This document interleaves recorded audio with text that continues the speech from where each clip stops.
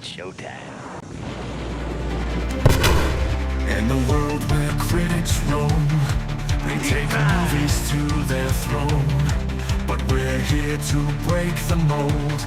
Media literate, behold. Every flick and every show, we dissect to let you know. Not with grace or high IQ, but with fun and laughter too. Media literate, we're the voice. No need for wisdom, just your choice. Popcorn in hand, take the ride. We'll guide you all through the tide.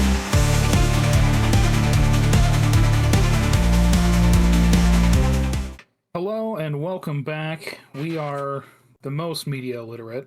No. Oh. Oh, okay. Well, I'm gonna do it anyway. Well, it's that special time of year, Rhett. It's Fallout time. Yeah. Just so excited. No, and it would probably be valid to talk about the first season temporarily before. Yeah, we can briefly run over it as Because me and you have a long history with this franchise as I awkwardly try and reach for a drink. We do. I've not played the original games, I will fully admit. I was never a PC gamer, but I've played everything since the buyout and death of Interplay. Those I own them and I have played them. I think I've beaten the first one. It's been a while. Yeah, it's been quite a while. I've watched playthroughs of them at various times, but like it's been a while. But yeah, we've played through Fallout 3, New Vegas, 4, and at least the early days of 76, even. Oh yeah. And yeah, so the Fallout Season 1 kind of came out of nowhere. Well, I was going to say last year, but really it's 2 years ago coming up, year and a half ago. And it sort of hit everybody, I don't want to say by storm, but unexpectedly. Wasn't it one big batch? Yes, almost like they didn't have confidence in the show. Yeah, and it people kind of liked it. It went over fairly well.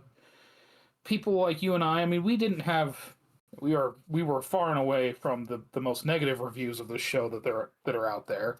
Oh yeah, we had our criticisms, but we didn't hate it, I guess would be the fairest way to put it. I don't know. I didn't hate it, but it had its own charm. It was weird. It wore the face of Fallout, and I think the biggest grievances were the horrific, unforgivable sins when it comes to the lore. Yeah. Rather than if you just stand back as not a fan of Fallout and just watch it superficially, it's probably fun and all right. Like my mother liked it. Yeah. That first season, I would say, yeah, if you're not a fan of Fallout, but like the aesthetic appeals to you, like give it a watch. You'll probably enjoy it. I mean, it's not the brightest bulb in the bunch, but it's fine if you're not like super into what Fallout has been in the past. Yeah, and as the season went on, it got more frustrating, I think, for people that like the games and care about. I mean, this word gets used so much, and I think it's starting to get to the point where people are frustrated by it. But the lore, or rather, maybe the history of these games, and right. It, like I said, initially it was fine. I mean, there was things it's like, God, I don't know. Very much that Bethesda feel, where Bethesda saw that the world that ended in 2077 was like the mid-century of America never really ended. And they thought, well, people are going to keep that going after the apocalypse too, which is weird. But, whatever. Like, Bethesda really likes the big images from Fallout, Brotherhood of Steel, the Vault Boy, like all that kind of stuff. Fine. I mean, there are weird flaws with the universe itself, but Yeah, I mean there are, and this show very much leans into that. It wasn't until the later episodes of season 1 that I really started to get kind of frustrated with it, because it involves one of my favorite factions, which is the New California Republic. And the timing of this game, or this show, where it is set in the timeline, which is like, what, 2291, I think? Really, well, and we'll get more into that as we go along these episodes, it kind of pisses all over the Fallout New Vegas, which is, frankly, probably the best game since Interplay died. Some people will argue that 3 is better, but I am not on that team. I don't know. I entered Fallout really originally with 3, and then I kind of retroactively played the others. Yeah. Thematically, tone-wise, the original Interplay games are different than the Bethesda ones. Oh, very much so. And Bethesda did a lot of things right, which kind of made the franchise so popular today. Sort of the atmosphere made a big difference. You listen to period accurate music.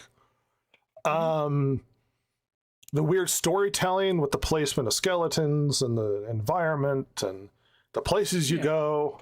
Megaton being one of them. That was a big one. Rivet City, of course. Yeah, and it I know Fallout always had this strange, how do I describe it? Because everybody seems to have a weird description of what they think Fallout is. Yeah. Like, I saw someone on Reddit claim that Fallout, the theme of Fallout is that no matter how you try to go back the way things were, it'll never work because that was a broken system. I was like, that's not what it's about. No. If anything, it's sort of the folly and hubris of man. It's meant to be originally sort of a spoof with a Mad Max sort of thing.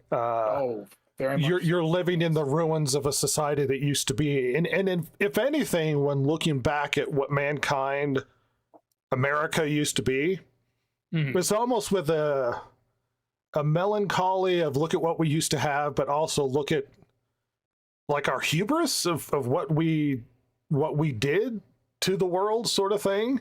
But it was never implied that those people were any worse than the people living in the wasteland because of the whole tagline, war never changes. It's suggested that mankind is always going to be these sorts of people. We've just sort of fully embraced the savage survival aspect as the world has degenerated into horror apocalypse of radiation and monsters. Mm-hmm. And I think in many ways it's more of a sort of a melancholy of what was lost, I guess. Not so much because there was hubris. There's a lot of looking back at stuff that they did and criticism of sort of crazy stuff that they thought that they could do. But the show really changes a lot of these things.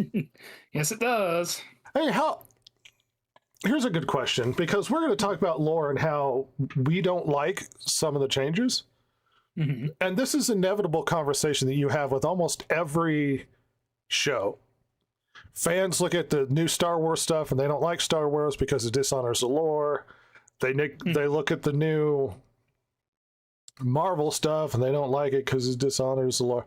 Like there's inevitably going to be a clash with people who know the content, and then when they adapt it, how well they adapt it and whether or not they do justice and that sort of thing. This is sort of the inevitable push and pull that exists with these things. And I suppose, see, here's the problem, because most people will say, well, you're supposed to see it separate. It's its own thing, has nothing to do with the other thing. And I get you like the other thing, but this is a whole show. So it's like an interpretation. You can't you can't adapt a book 100%. Like Lord of the Rings can't be done 100%. It'd be like a 40-hour movie. Sure. And so there's a certain expectation that there's a give and take. Certain things have to be cut. Certain things have to be streamlined in such a way that they make sense in the medium of film, or in this case, serialized, as opposed to just in the medium of the original content, like the book or the video game. Here's the problem with that argument. The show says it's canon. Yeah. So it, in and of itself, has to exist within the universe of the games. Yeah. You can't pretend it's a separate thing when they said it's not. Yeah, if that was the case, if they like this is just a whole new take, this is a TV take, sort of like let's say Last of Us, right? Where it's like, no, we're just taking the story and it's its own thing here in TV. Like we're gonna stick to it as best we can, blah blah blah. Sure. It's its own thing, separate. Like, whereas this, well, why'd you place it after all the games then? If that's the case, oh, is it because you'd want to do some things with it that, you know what I mean? Like that. You're right. I mean, that argument completely falls apart and just doesn't work. Pure. I mean, even just solely based on the fact, oh, it takes place like 15 years after Fallout 4. Oh, okay. Well, it's basically, what do you say? The references and Easter eggs the show. Because they want to go back to all of the games and stuff you played. Be like, remember? Remember this? Remember that thing? Remember? Yeah? And that's why it's playing out the way that it is, because it wants to heavily lean on the lore. Well, the trappings of the lore and the trappings of what was before, so that people are constantly getting excited. It feels like it's giving you a false sense that they're honoring the original content when they're not. Referencing and Easter egging does not make for the fact that they are honoring the lore. And it's almost like they thought that this was enough to make people feel like we're honoring the lore by simply putting Nuka-Cola on a table, or like it's not. That's not honoring the lore. The lore. Yeah, it's just giving the vault suits, everybody. Huh? Right, and that's one thing they, for the most part, do really well. It looks like the game, especially like Bethesda games, like Fallout 4 and 76, especially. Yeah. It is definitely trying to. Sorry, my cat is making strange noises. It's definitely trying to ride that wave of the games, but you can tell it's having a hard time wanting to care. I don't know, at least to me. I don't know. I guess we were talking about season 1, right? Yeah. So, with season 1, of course, Oh, by the way, just as necessary, we spoil the crap out of everything in this show. Oh yeah, this is spoiler heaven. So don't, if you're wanting non-spoilers, I don't know, maybe not. Certainly not this episode. Like the first season will be spoiled, as much as we can remember of it, at least. Yep. So yeah, I mean, season 1, we're introduced to our main characters are going to pretty much be like Lucy, the young vault dweller. And then Cooper Howard or the Ghoul. We have Maximus, the Brotherhood of Steel. He's kind of an initiate when we meet him, I guess, but he will end up becoming a knight basically by the next season. And then am I forgetting any of the big? Those are the 3 big ones, yeah. I guess Lucy's father. Sure, her mother plays a role, and I know Maximus has like a cohort friend that's sort of a part of it. He's like a secondary character. But those are like big 3 at least. And yeah, I guess Kyle MacLachlan playing Hank McLean. He's probably the next biggest deal. But yeah, there's gonna be a wedding with the God. How deep do we want to get into this? I guess we just be real brief, huh? Yeah, we're here to talk about episode 1. Let's just talk about our overall impressions. If we don't get all the details right, it's fine. Yeah. We get to see Lucy get out into the world, and the big thing with her is learning that, like, yeah, people, like, this is horrible out here, and you need to, like, learn to not be so trusting, and, like, this is, like, you got to be brutal to live out here, which It's the real world is different than the cloistered, protected world she lived in. exactly. And the ghoul is kind of the one teaching her that. The ghoul is on his own mission. I'm trying to remember what was really driving him. He was looking for. Well, he's looking for. Remember, he met that lady in the past. Oh yeah, that turns out to be running the NCR. Yeah, and he's looking for her, and in a greater sense, his wife and child. Yeah. And then Maximus, well, he runs into Lucy. He's a squire for Brotherhood of Steel Knight. The Brotherhood of Steel Knight's played by that shitbag. Oh God, what's his name? Michael Rappaport, who, thank God, fucking dies. God. And he just basically takes his armor and says he's a Brotherhood of Steel Knight. And so they're trying to. He's kind of tagging along while trying to, like, figure out how he's going to come back into the fold and not be killed, because he very obviously fucked over Michael Rappaport and is, like, impersonating him in a sense. Yeah. Oh God. Yeah, they end up, like, Lucy ends up finding out her father is kind of a bad man who dirty bombed Shady Sands, which is the capital of the New California Republic. Yeah, the Fallout shelter gets attacked. She has to leave. Then she goes to Yeah. track down her dad and finds out he's a bad dude. Yeah, finds out he's a bad man. They are fighting kind of over this technology. It was a cold fusion or something. Yeah. Basically, infinite energy, nuclear wise, and Maximus ends up with it. And Lucy and the ghoul, Cooper Howard, end up going after Hank out towards, you'll never guess, Rhett, Las Vegas. Oh no. I know. That was in a game. That isn't a game. It super is, and I'm sure they're going to handle it very delicately and with a lot of respect, Rhett. Well, like the first season, which it ends badly. Yeah, it ends up really stupidly. I mean, the big problem, and again, the initial part of it, I mean, I had questions because we find out this is in LA, and it's like, well, this is like New California backyard. Like, what's going on? And then we find out they were dirty bombed, and it's like, so it's just a shithole now? And then we find out, yeah, that's it. That's all there is to it. And it's like, oh, okay, so I guess the New California Republic's dead. In fact, that's where Maximus came from. He's a refugee from Shady Sands. Well, can we meta conversation this a little bit? Absolutely. One of the big problems of the show is, despite the fact,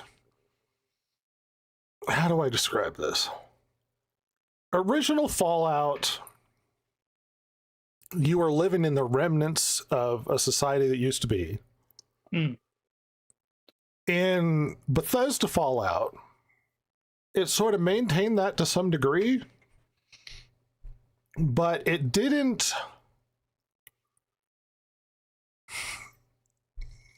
How do I describe this? The problem with the show is, it's like I haven't collected my thoughts. Okay, look at it this way. In the original lore, the war that caused the apocalypse, China invades America in Alaska. America fights them off, and in turn invades China. Eventually, nukes get launched. It was China that launched the nukes first. Yeah. Pretty straightforward. World War, everybody dies. Mm-hmm. This gets changed, and I want to say it's Fallout 4's fault, where suddenly it becomes less of a thing about sort of the concern that people had when looking over the Cold War, were giant states with nuclear powers, ambitious, not, considering the ramifications of what a nuclear war would be like. Mm-hmm. Then it turned into like resource scarcity and capitalism bad.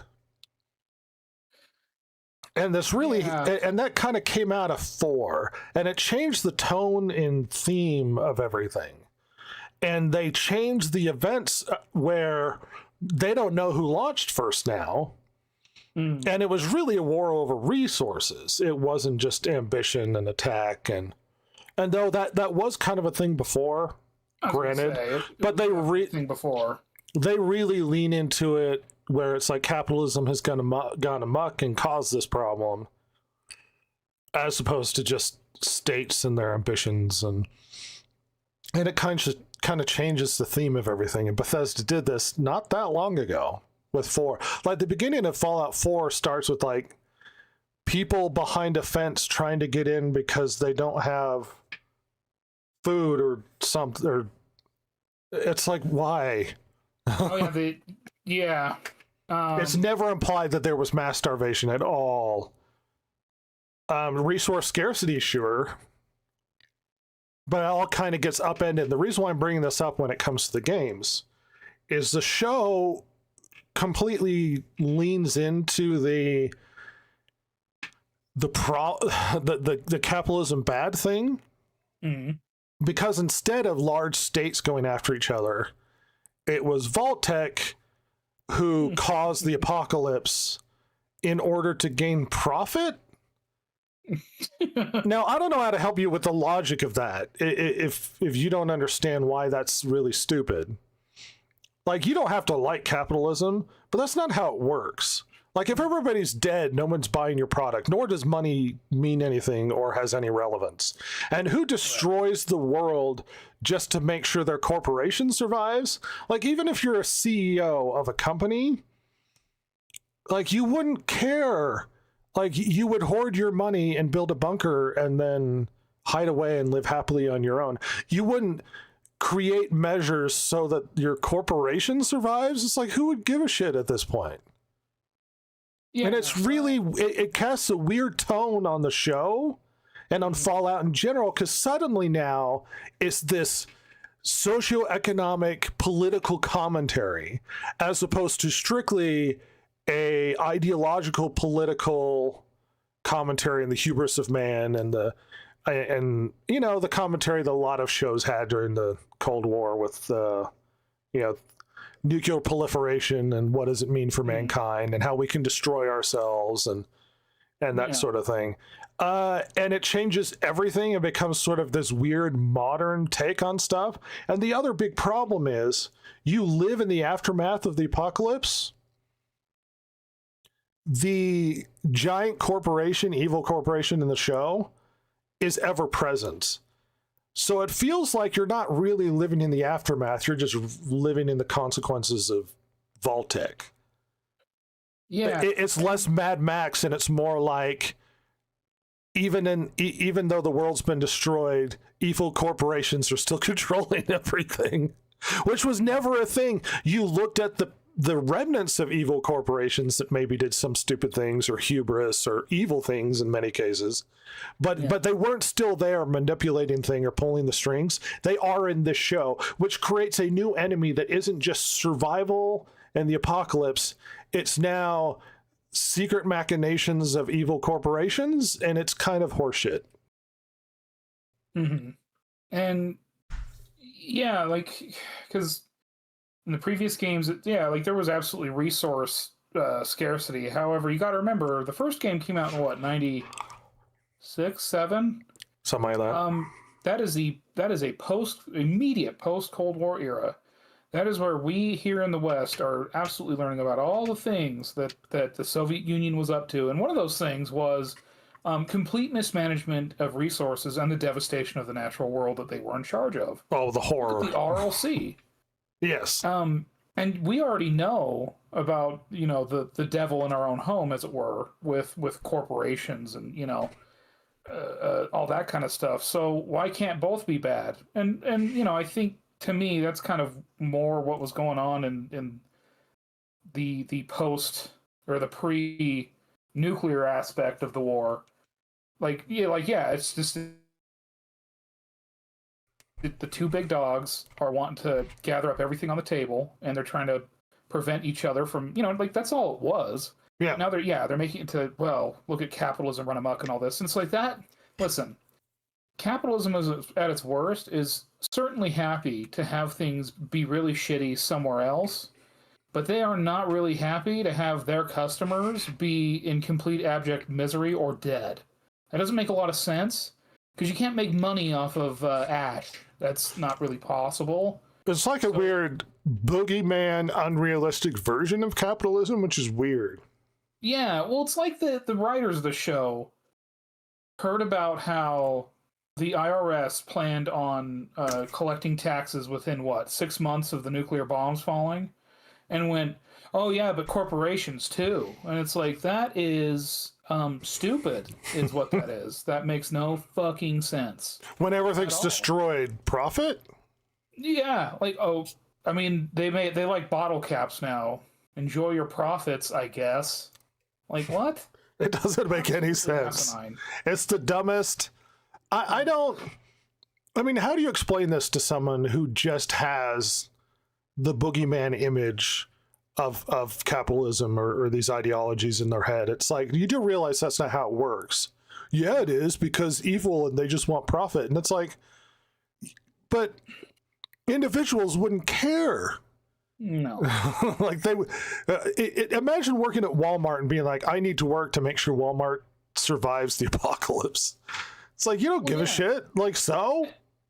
And this idea that corporations are trying to ensure that that the corporations themselves can continue after a nuclear war they start. And it's like, listen, it's not like, what is in the future post-apocalypse? Like, what resource could you possibly want that is that important to you? Because you're not going to get money. Money doesn't exist. There isn't suddenly going to be gold all over the ground. Like that makes absolutely no goddamn sense. And I'm sure somebody will be like, well, that's like they'll play it off like it's a joke or part of the funny. It's like, yeah, see, these crazy corporations, 1950s style. And it's like, that's not how they worked. No.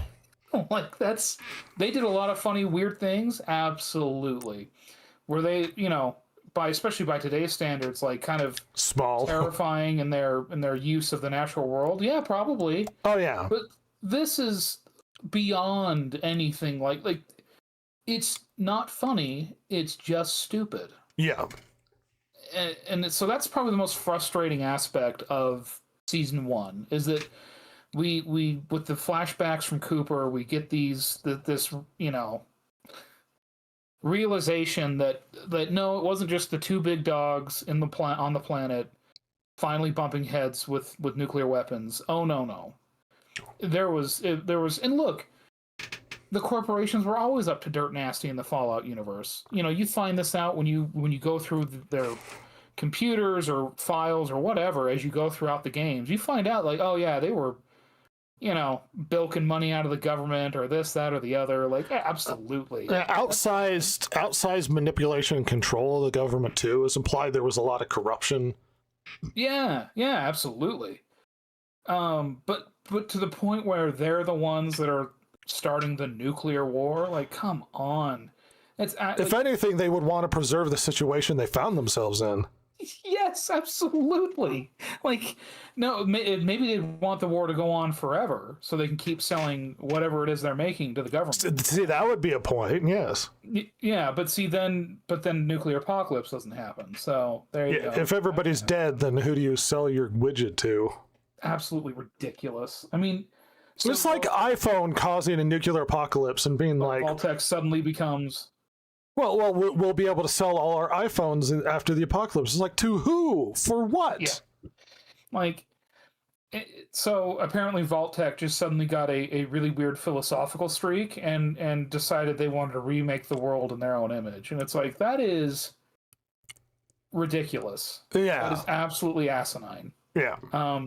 I would be fine with there being a Voltor 2 like that, but not a Voltor 2, and by the way, they are the ones that manipulated all the other corporations to then start the nuclear war. Like that is, I mean, honestly, if anything, the evil that it was implied from the future was more like science run amok. yes. Yeah, the FEV, and then the big MT, and fucking MIT with the Institute and Fallout 4. It's like all the weird tests that they did on all of the Fallout shelters. It's like collecting data for who that's not alive anymore. Mm-hmm. It's just really frustrating. And that's how season 1 ends for us. Is that big bombshell, pun intended, I guess. Waka Waka, and then we don't have anything for a year and a half, right? The dad got upset that mom ran off with a lesbian, and he nuked Shady Sands. I think that was basically the conclusion. Yeah, she was messing up his plans.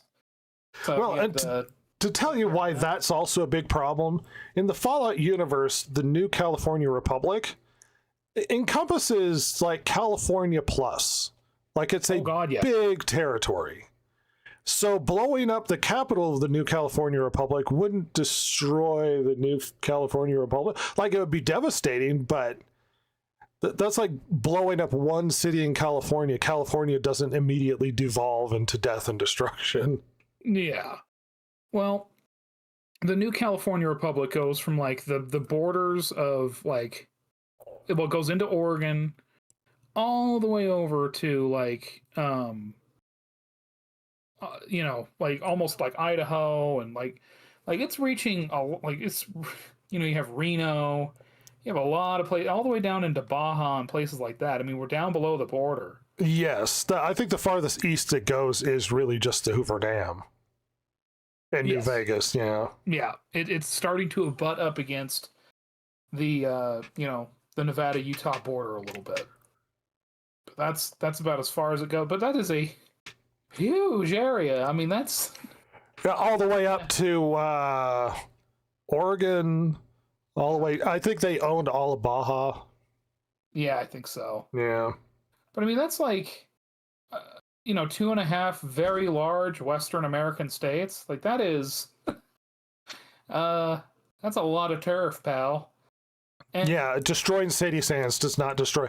Well, and I don't know who made the quote, but it might have been Todd Howard, but he basically said that, well, no one likes Fallout if it's like playing Fallout, your expectation is that the world and the wasteland is always supposed to be terrible. So they're never supposed to fix anything. So that's why it was fine to destroy the new California Republic. And it's like, no, they've been established since like the beginning to try and rebuild society, and you just blow it up for the purposes of the show. And we're supposed to be like, oh my gosh, imagine the implications of the lore. It's like, no, imagine how stupid this is. It disrespects all of the games that come before it that involve the NCR and how important they are to the lore and the story. And now you're like, yeah, but it's funnier if it's all chaos and in wasteland. Which is, I mean, not to get too far into it, but I mean, that's some of the problems that people had with Fallout 3, where it's like 200 years later and people are still living in like dusty trash. Like, okay.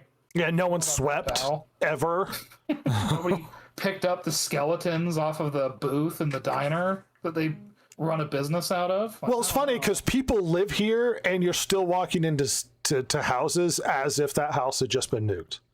Yeah. It's like, no one sifted through this? No one walked through this building looking for resources or anything? It just, all right.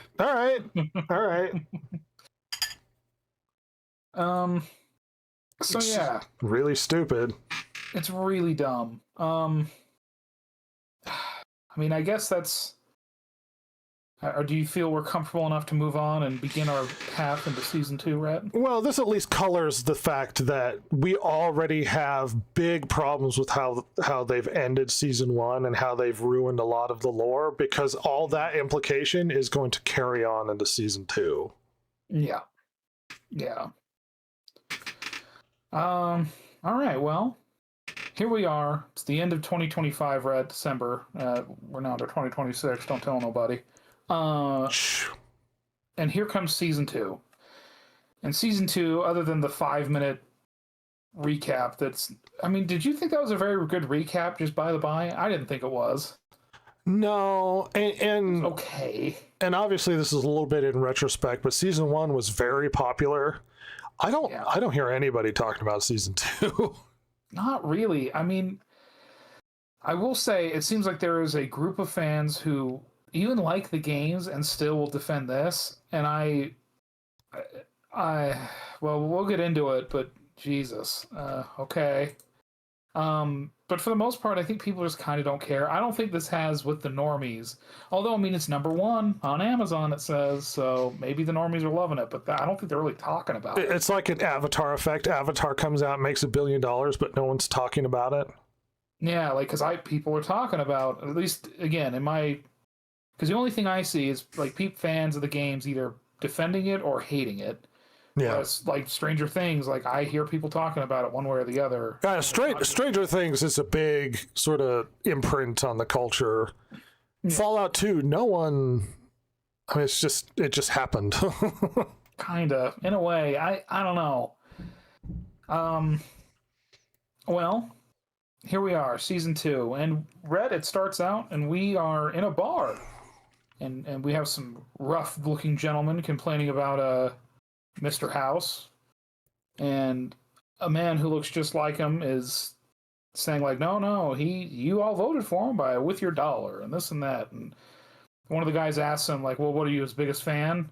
And he says, well, I think maybe I am. And you and I assumed when we were watching this, like, is that just Robert House? Yeah. Sitting there? And it doesn't tell us one way or the other. I mean, yes, we know that it's a different actor, but I think everyone assumed that just the guy that played him the first time didn't come back. I think his name's Rafi Silver. And that was my assumption. But apparently, because I was reading a plot synopsis of the first episode, a man supportive of Robert House... like, he has the same Howard Hughes thin mustache look on his face, but for some reason it's not Robert House. Apparently Robert House has, like, fucking Batman logic goons. Like they're dressing up like the Joker sort of thing. What the fuck? Like, that is so... If that's the case, that is really stupid. Well, because my assumption is that was Robert House. Yeah. I just... But no, I guess it's a supporter of him. Okay. Because nobody acts like that is him. Which I guess... man, that's so dumb. That's really stupid. Anyway. Well, he plants a chip on the back of the guy's head. And he's like, uses it to... with like a little controller to like force the man to murder his compatriots because they're going to go beat his ass in the alley. And then the chip like blows up the guy's head. And oh god. Well, Cooper finds out about the secret plans that Vault-Tec has, and he flees with his daughter. But I guess I'm getting a little ahead of myself because actually we see Cooper Howard about to get killed by Rhett. You'll never guess it. The Cons. Oh. And they're at Novak, Rhett. Never left, despite the fact that their whole journey was leaving. This is another... Go ahead. Well, here's the funny thing. All right, Shady Sands is nuked, which presumably means... I mean, there's no relief efforts to try and, like, it's just done. Apparently NCR is done. Wouldn't that be great for the Cons? Wouldn't that mean the Cons would be flourishing in the Nevada desert? Because there's no NCR to fuck with them? But no, they're just bandits still, even though they would have left in the game. God, it's so stupid. Well, of the options of what was going to happen to the cons, it was either you found a way for them to find their, I don't know, their Israel or whatever, like the chosen land for. It was promised to us 3,000 years ago. Or you allow them to get destroyed by the NCR, and that's the problem with a lot of the stuff in this. It's like, oh, the other games did happen, and the assumption is nothing changed. The cons are just still there, and that's part of the problem with all these Easter eggs and nods to the games. Is they're just superficial. It doesn't go, oh, they referenced the cons that used to be here. And it's like, oh, because, they left because that was one of the possibilities in the lore. No, they're just still there. Like nothing changed with any of the efforts of anybody in any of the games. All of the major things, all of the winks and the nods are just still there for you to go like, oh, look, it's the cons. Like they should either be all dead or gone. Like, those are your options. Yeah, because House didn't want him around either. Well, and the thing, too, is, Rhett, not to derail us too much, but Bethesda, of all people, should be really leery of this kind of thing, because do you remember the problem they had going from Elder Scrolls 2 to 3? No. So, Daggerfall, Elder Scrolls 2, had like 6 different endings that could happen. And they were all quite world-changing. Like, they meant, like, if they had to pick one as canon, they would all, like, it would be very different, right? Right. Because you were, like, different people were getting a hold of some, like, weird magical super weapon, blah, blah, blah. By the way, Ross, I don't know what you've read, so I'm looking at the show, because I'm kind of following along on Prime Video in the browser here.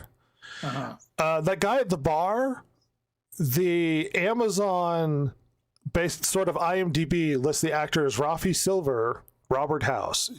That's Robert House. Well, I wonder if that's the one on the TV though. No, it's him sitting in the bar. Well, because he's on the TV when they're like, and that's why they're complaining. Well, it would list another actor. Well, it does on the IMDb, and his name is Justin Theroux. But he's also listed as Robert House on IMDb.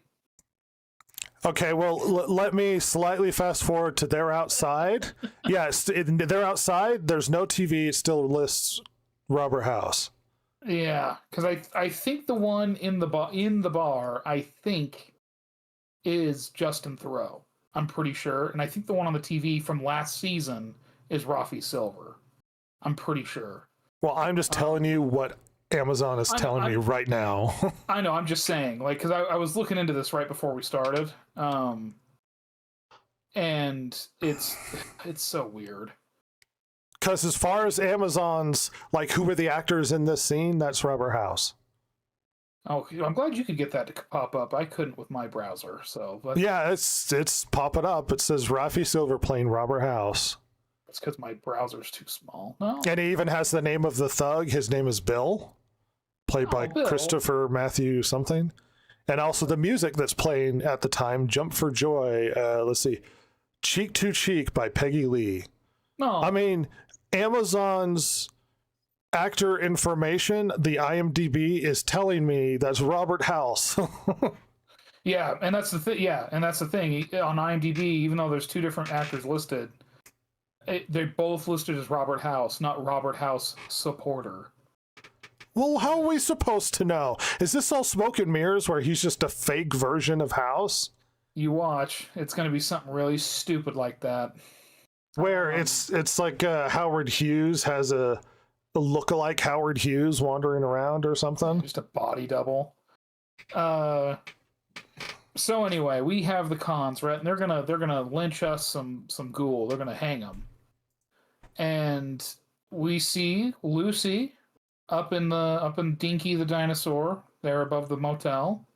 References. And the plan was to do a very Clint Eastwood spaghetti western thing and shoot the rope, or at least shoot the other people. And she doesn't. She does a quirky millennial talking to them. Excuse me, hi. Yeah, I'm getting to where she began as sort of naive and charming. She's become stupid, and I hate her. Yeah, she's irritatingly dumb. Like, yes, she's just fucking retarded, and it's like, all right. Maybe we could talk things out. One of the biggest grievances, because this applies to this season now, is last season she kept going through these situations of, I'm naive, I need to learn that the wasteland is a lot more dangerous than I thought it was, and maybe not be so naive and trusting, and then keep relearning that lesson 3 times that last season or more. And now this season is just her constantly being not just naive, but stupid.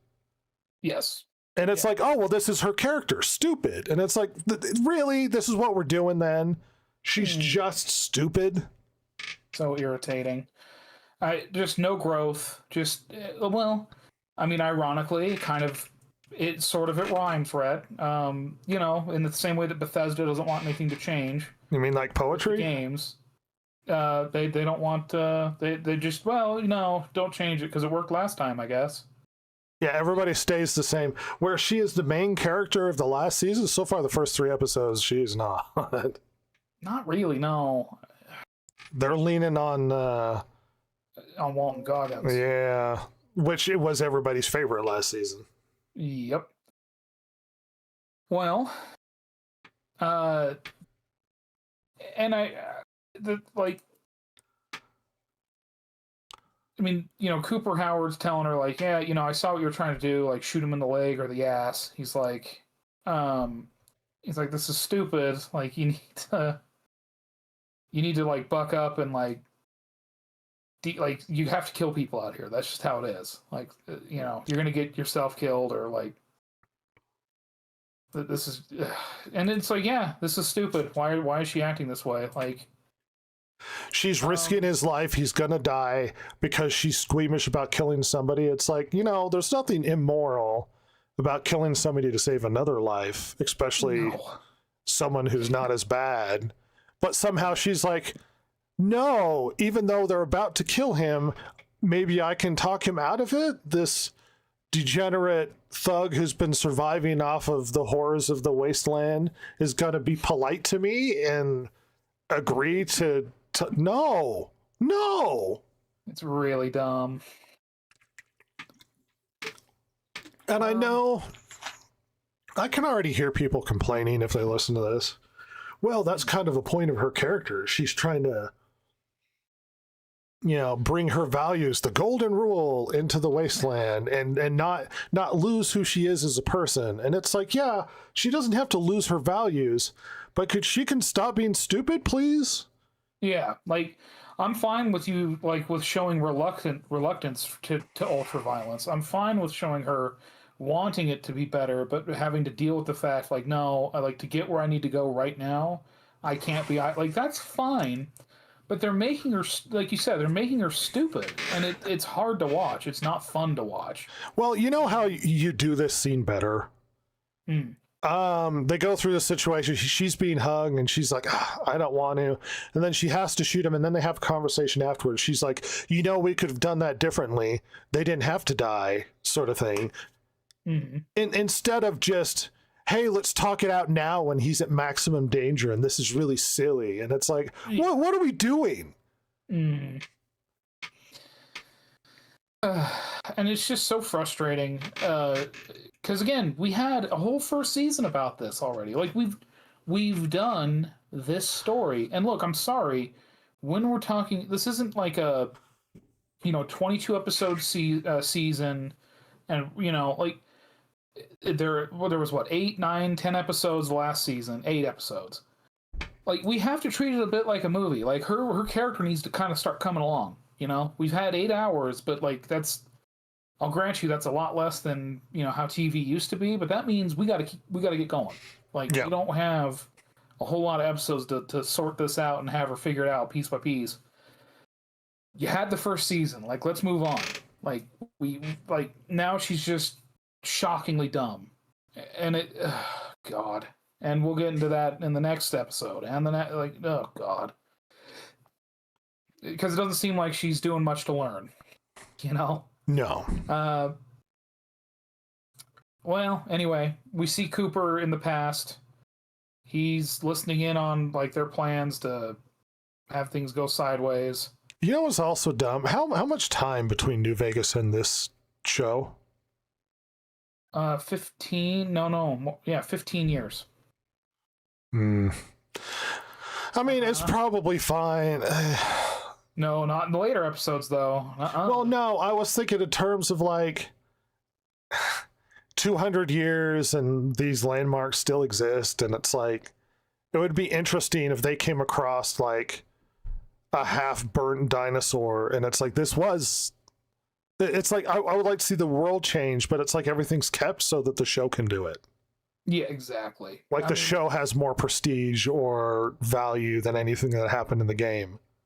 Maybe we'll see the Ranger statue, right, over on the border between California and Nevada. Unchanged and perfectly fine, and we'll see what Vegas itself looks like. I mean, I'm curious because, well, we'll talk more about it when we get to those episodes. But so far, I'm very unimpressed. Let's just say. But yeah, we see Cooper like listening in on the dastardly meeting between the corpos, and he grabs his daughter and he's gonna get the hell out of there because he's like really upset that his wife is like completely into this. Oh yeah, his wife works for Vault-Tec and she's super fine with what they're doing. Oh, she has not only worked for Vault-Tec, she's in the meetings where they talk about destroying the world. Like she's really chill with all this. She's a big part of the planning. Anyway, and then he like sees his own billboard and he's making decisions, Rhett. We're back in the vault, the one that Lucy left, and it's just like dumb.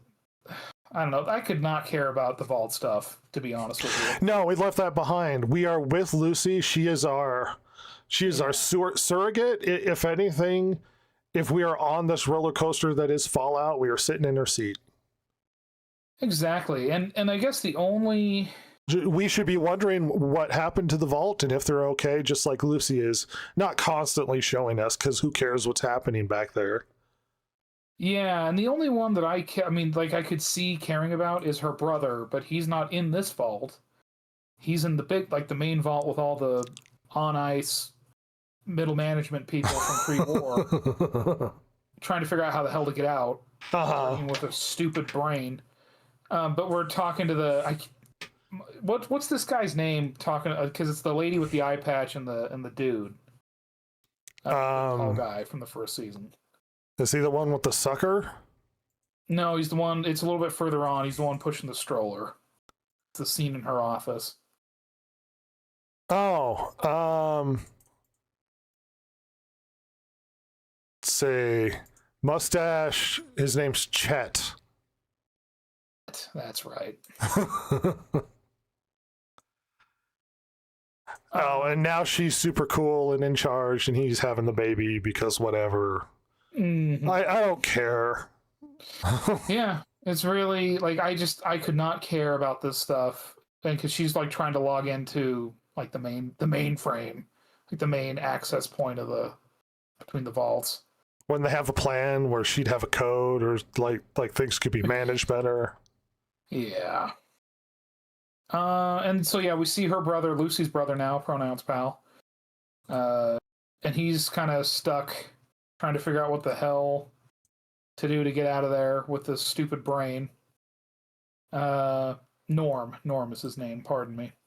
The brain's name is the brother. I don't give a shit about the stupid brain. You want to know what they call it on IMDb? Brain on a Roomba. That is what they call it. Yeah, that tells you all you need to know about these fucking writers, by the way. Well, they don't even need to give him a name. Like, honestly, he can't be Ted. Ted's brain. The thing is, I think he has a name, and I just don't call him that. It's like, oh, okay. Yeah, I almost want to say, like, I don't remember, but when he met him, he would have said his name. Yeah. But I guess the show doesn't care. Apparently not at all.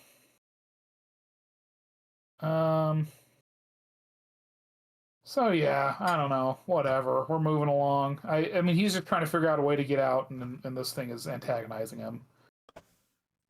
Lucy and Coop find a guy that's being eaten, and it's clearly been smushed by a power armor leg. Being eaten by a dog. And they come across a lady selling flea soup, and Lucy's trying to prove that her way of being nice to people is going to work out. Just you see. And so she buys the flea soup and takes a sip of it. Out of politeness or what? Yeah, like what the fuck? And this whole scene's meant to just be goofy or whatever. Mm-hmm. It's like, okay. Just, and they, like, yeah, my son, like, he was taken, and I don't care, he owes me money anyway, and so they're figuring out where he went, and they find a vault, which this is a reference to the game. A vault behind the drive-in screen, because there was going to be one, but that was cut content. Oh. And we get a flashback, and he's talking to the communist lady who ended up being in the future again, and banging Hank's wife. And she's basically trying to get him to stay on board and not freak out, and so they can get, like, he can go to Vegas, because his wife is going to be on a corporate trip there to talk to House. Did she die in season 1? Did she die, the lady he's talking to? Yes, in the future, quote unquote. Yes. Right. Yeah. She, in fact, I think, doesn't Lucy kill her? I think so. Mulgoon or whatever stupid name is supposed to be. Yeah. So basically, she's just trying to convince Coop to stay on board so they can go and, like, get info, like, get intel on House and all this stuff. Maybe even kill him. Back in the future, we're wandering in this vault, and I saw all the vines and stuff, and I'm like, oh no, are they doing what was it, Vault 22 that had all the evil plants? mutated plants? Yeah, but no, it's not. But we do see a weird communist hat, Rhett. Which is strange, but all right. Yeah, it's like, oh, maybe the Chinese infiltrated this one. Are they trying to imply the communists are the good guys? Because that's going to be really annoying. We'll see. Because in the lore, the communists were just as bad, if not worse. Yeah, they were just the other superpower. Like, you know, I don't know. Is it really, like, all we know is they invaded Alaska, and we invaded Canada, and then took back Alaska, and then invaded the Gobi Desert. We annexed Canada. Excuse me. Yes. Pardon. Like, that's, you know, I mean, it didn't really put any sort of major, but whatever. I don't know. I bet you. We'll see. We'll find out. You do run into communist Chinese fella in, I want to say 3? No, it's 4. He's in the submarine. Yeah, he's in the submarine.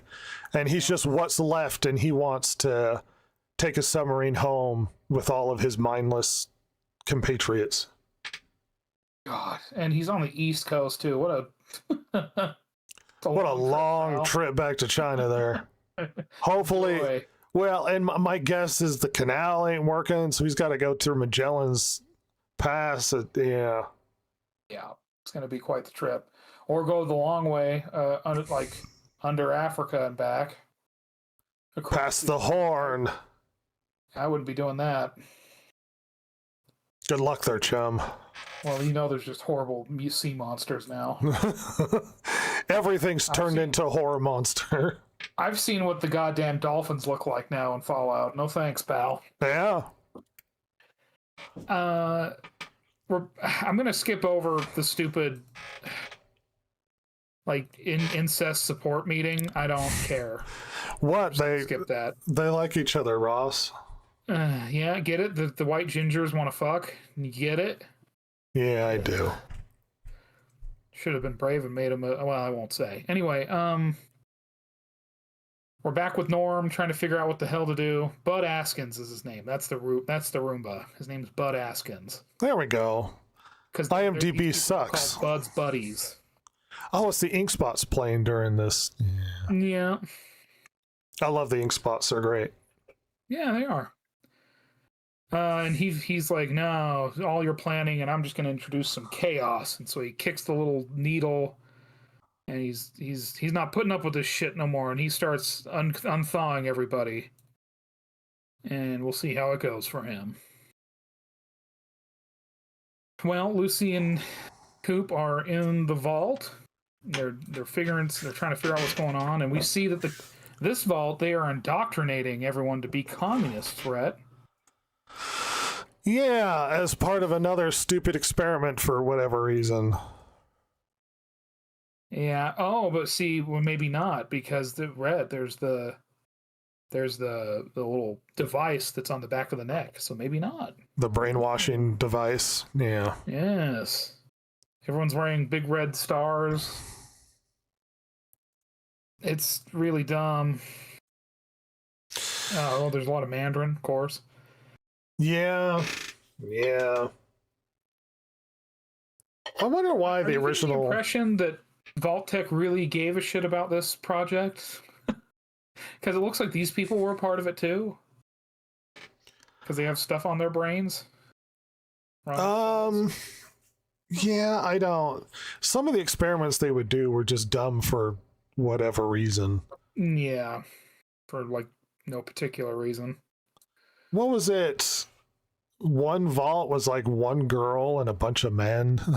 Yeah, and the opposite. Yeah. It's like, why? Well, to see what happens, we know what's happening. Yeah, like, come on. Get out of here. One gets a harem, and then the other one has a lot of murders. Yeah, it's going to be real bad. They had that happen World War II. A bunch of Japanese got stranded on an island, and it was all men and one girl, and there were murders. Yay! We've had this experiment. Mankind's been around for a while, champ. It's just the absurdity of the Fallout. Once again, this has the trappings of like, oh, remember the lore and stuff, but it's all superficial. There's no purpose or meaning behind anything they're doing. No. And it's like, I suppose this alludes to the later with the, oh, remember the brain control? It's like, I guess, but to what purpose? So that the corporation can have people drones for profit or something? Like, who cares? Yeah, and as we'll see in a later episode, it might not have even really been Vault-Tec. Might have been more of a House thing, which also makes no fucking sense. Well, House doesn't care. See. He wants robots because they're clean. Yeah, they're because House is supposed to be a Howard Hughes sort of analog, and yep, people are dirty and untrustworthy. But we find the ladies from earlier, the flea soup lady's son, calling Lucy Sugar Pop, and I guess Hank left this guy behind to tell her to go away. Yeah. Really I don't know. This doesn't make much sense. You could have just left a note. He's trying to fix everything. Go home. And then the guy's head explodes. Yeah. Will be a theme of the season. Well, and Hank. Yeah. Oh, here we are. Hank entering a fancy new vault, Rhett. A big one, too. The guy's enormous. Look, once again, we're in a situation where in the show, why? Because he dresses up, he goes to the thing, and he's like, oh, well, clocking in for it. As if, why? Who cares? Why is he clocking in for the corporate light? Like the corporation or Vault-Tec means anything anymore. Yeah, Who? I mean, and he's like radioing someone he doesn't even know is on the other end, which is presumably House. Presumably. That would be our guess in the meta sense, but who knows? Yeah, we'll see. Because he's like, nobody in Vault-Tec knows I'm doing this. And, oh, okay. Yeah. Just wanted to let you know I'm alive. Yeah, all right. and Hank's going to start doing experiments, and he walks in and he sees that they were miniaturizing the Brain control boxes, but everyone's had to still exploded, and it's like, okay. Is there just an addiction or an attachment to being a corporate drone or stooge? Is that and not to jump ahead, but we get more people from the past come to the future and be like, yeah, business. Oh, yeah. I don't know, because it makes no sense to me. Makes none whatsoever. Well, is this just supposed to be more commentary on corporate structure and lifestyle? Is this what it's supposed to be? Just evil corporations, and that it's almost like being a part of a business has become their religion? Is that the message here? Yeah, I mean, it's gotta be. I'm assuming yes. It's either that or it's written really dumbly. But I'm assuming they are trying to give. Why not both? Yeah, right. I think you're right, Rhett. I think maybe it is. Yeah, it's just like, why would you care? Wouldn't look. I can get Hank. How do I put this? I could buy Hank being so like attached to the idea of what their vaults were trying to do, even to the point of like trying to destroy the civilization that's restarting on the surface so it can make way clean for a new one. I could maybe buy that. Yeah, he can have some sort of weird philosophical, like, we're here to rebuild mankind and all of the experiments were for the betterment of mankind and blah blah, some weird sort of moralistic stand. But yeah, anyway, you were leaning to something. Yeah, but it's like, I just have a really hard time believing he's such a drone that he shows up to this insane vault, by the way. I mean, there's a brief image of it in our background here, but like, and puts on a nice new suit and literally acts like he's clocking in on his 9 to 5. Like, that is the stupidest thing I've ever seen. I still don't like his motivations or whatever for like killing civilians. Because, listen, all right, you don't like how the NCR is going. Well, one of the ladies got frozen and came back and was running the NCR. Just infiltrate the bitch. What are we doing? Just infiltrate the goddamn thing. Well, don't you need bodies for the reclamation or whatever you're trying to do? Yeah. Or anybody who's still alive on the surface is a threat to your corporate governance? Like, is it just like the world becomes a corporate society? And if that's the case, then sell us that they believe moralistically that that's the way that society should be structured, organized in a proper way, the way Vault-Tec would do. But they don't do that. They're just like, profit. Like that makes less sense. There should be some we're here to rebuild mankind, or we're here to create a future in the Vault-Tec way. It's something. But no, just vague profit, and we like to work in offices. Like, that's the draw to working a corporate job, not just the, so I can have a nicer life, or what. It's just to work in an office. Yeah, that's an attraction in and of itself. I guess so. It is so dumb. I don't know. Maybe I just want these corporate drones to have a little bit more cunning and a little bit more, not malevolence, but Jesus. I mean, climbing the corporate ladder wouldn't be easy, I would assume. I assume you have to be kind of a backstabbing dickhead. Yeah. So it's like, what are we doing? Like, I don't understand. And again, it's probably, haha, funny, right? And it's like, yeah, okay. And I'm sure it's also referenced because, put Kyle MacLachlan in a suit and drinking coffee, right? Just to make sure there's a pie there next time. Like, oh, God.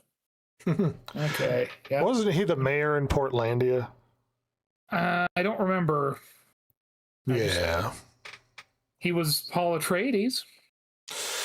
Well, his best role. Definitely not that Twin Peaks crap, huh?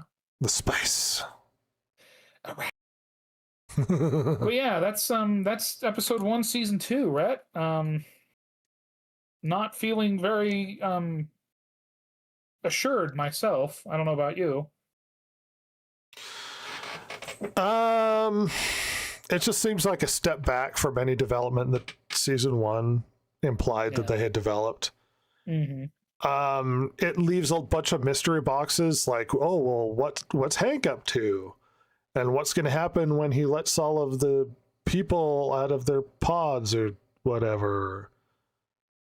It's more just questions than anything. I don't know. It felt like nothing happened.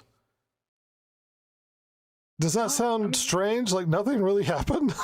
All they did was get closer to Vegas, I guess. I mean, character-wise, no, not really. I mean, maybe in the past with Cooper.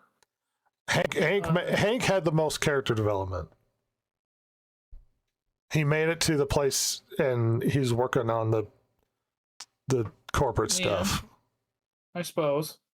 Yeah. He grew as a character. Fuck.